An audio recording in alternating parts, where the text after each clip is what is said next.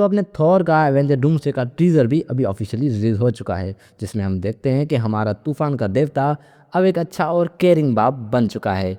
और हम थॉर को प्रे करते हुए भी देखते हैं, जो कि एक सवाल खड़ा करता है कि थेनोस जिसने थॉर की बुरी हालत कर दी थी, उसकी आंखों के सामने उसके भाई लोकी और हेमडॉल को मार दिया था, तो उस थेनोस को लेकर थॉर की ये सोच थी कि वो उसकी दुश्मनों की लिस्ट में बस एक नया नाम है। मतलब विलन कितना भी बड़ा क्यों ना हो, उसे कोई फर्क नहीं पड़ रहा था। तो उस थॉर को क्या ही जरूरत पड़ गई प्रे करने की। तो जवाब ये है कि थॉर ने अपनी लाइफ में ऑलमोस्ट सब कुछ खो दिया है, माँ बाप, भाई बहन, दोस्त, प्यार, ऑलमोस्ट सब कुछ। और अब उसे एक नई लाइफ मिली है अपनी बेटी लव के रूप में। एंड अब वो किसी भी कीमत पर उसे खोना नहीं चाहता। वो अपनी बेटी के साथ अपनी लाइफ को जीना चाहता है। लेकिन इस बार मार्वल ने कोई ऐसे ही राह चलता विलन उसके सामने खड़ा नहीं कर दिया, बल्कि इस बार उसका सामना डूम से है, जिस वजह से थॉर काफी डरा हुआ है। एंड इसलिए वो ओडिन से प्रे कर रहा है कि उसको ऑल फादर्स की पावर दी जाए, ताकि वो अपने सामने खड़े दुश्मन को हरा सके और अपनी बेटी लव के पास वापस लौट सके। एंड थॉर को वो पावर मिलेंगी भी, जिस वजह से डूम के लिए और भी मुश्किलें बढ़ जाएंगी।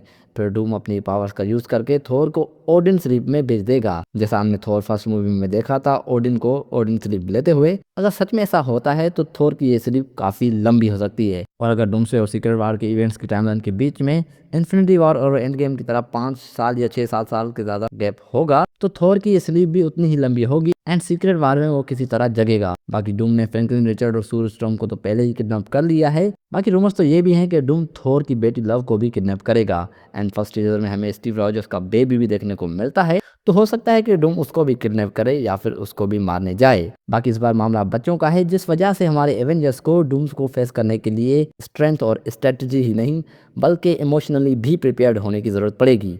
बाकी आप लोगों को क्या लगता है, अपने ओपिनियन मुझे कमेंट में ज़रूर से बताना। और हाँ, मैं हूँ Junaid and you are diving in Filmi dives.